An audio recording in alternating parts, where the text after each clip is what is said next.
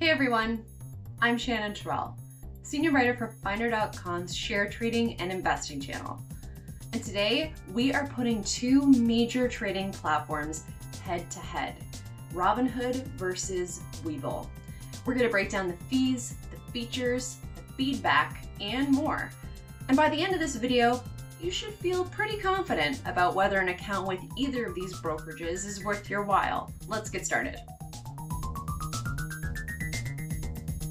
Okay, let's say you have 30 seconds to pick one of these platforms. I will give you the basic deets up front so you know exactly what you're dealing with. First, both of these platforms offer the exact same lineup of commission-free tradable securities: stocks, options, ETFs, and crypto. They have no minimum deposit requirements, and they both give you a free stock when you sign up. Now, here's the biggest difference between Robinhood and Webull. Robinhood has fewer account options and research tools, but it's beginner friendly. Webull, on the other hand, has more sophisticated tools and maintains a better online reputation, but it's got a slightly steeper learning curve and it may overwhelm newbies. Boom, there you go, 30-second take. Now, let's take a closer look at fees. We don't have to dive too deep here because there's not a whole lot of ground to cover. Robinhood and Webull don't charge commissions. That's it really. There are no management or monthly account fees for either platform, and everything that Robinhood and Webull have to offer, that is stocks, ETFs, options, cryptocurrencies, are available commission-free. There are no annual fees, no sign-up fees, no inactivity fees. These platforms are legitimately free to use. So, as far as pricing is concerned, Robinhood and Webull are on equal footing. Now, this is where we start to see what truly separates these platforms. I'll start with Robinhood, which has three major points in its favor. 1, it's one of the more beginner-friendly platforms on the market. It's easy to sign up and it's easy to navigate. 2, it offers fractional shares. Fractional shares are for those who don't want to purchase a full share. You know, for those times when you want to add some Google to your portfolio and don't have $2,000 plus to throw at a single share.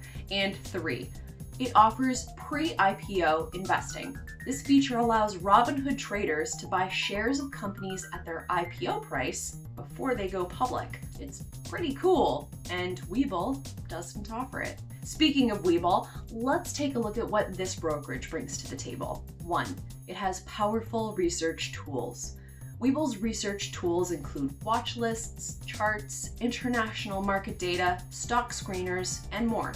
And while not quite as comprehensive as a more sophisticated platform like, say, TD Ameritrade, Webull's research tools far outstrip Robinhood's. 2, it offers paper trading, which is an account that lets you execute hypothetical trades with simulated money without actually having to risk a dime. Paper trading is a solid way for new and advanced traders alike to test new trading strategies in real time with actual market data. 3, it has retirement accounts. You can open a traditional or Roth IRA through Webull to start saving for retirement. Robinhood doesn't offer these. And 4, it has a huge trading window. You can execute trades on Webull from 4 a.m. to 8 p.m. For comparison, Robinhood's trading day only lasts from 9 a.m. to 6 p.m. Now, standout features aside, there's often a lot that you can learn about a platform from investor reviews. So, let's take a look at those next. Which of these platforms has better feedback? Webull. Not by a huge margin, mind you, but across the board, Webull scores slightly higher than Robinhood on Trustpilot, the Better Business Bureau, even ratings in Google Play and in the Apple App Store. Now, full disclosure, neither of these platforms rate terribly high with investors, and we actually see some similar complaints for both brokerages, including slow account transfers and unresponsive customer service teams. Where they diverge is the huge number of complaints that Robinhood generated during the meme stock fiasco of early 2021. By halting the trade of GameStop, AMC, and BlackBerry shares, even if only for a day, Robinhood made headlines. But here's the thing, so did Webull, and M1 Finance, and Public. Robinhood took the brunt of the backlash though, hence its less than stellar online reputation. Now, we've looked at features, fees, and investor feedback. So, what's the bottom line? Let me tell you exactly what type of investor is best suited to each of these brokerages. Plain and simple, Robinhood is a good fit for those new to the market. It's easy to sign up, it's easy to navigate, and you don't pay commissions on trades. However, you can't open a retirement account, and its research tools are fairly rudimentary. So, what about Webull? Webull has more robust research tools than its competitor, which means it's able to cater to more experienced traders who want to perform their own research. Plus, it has a wider trading window and empowers traders to test new strategies through its paper trading account. But there's a slightly steeper learning curve to navigate the app due to its sophisticated research tools designed for active investors. So there you have it, Robinhood versus Webull. Keep in mind that both of these platforms have their merits, and ultimately, the right brokerage for your investments, it really depends on your experience level and how you intend to invest.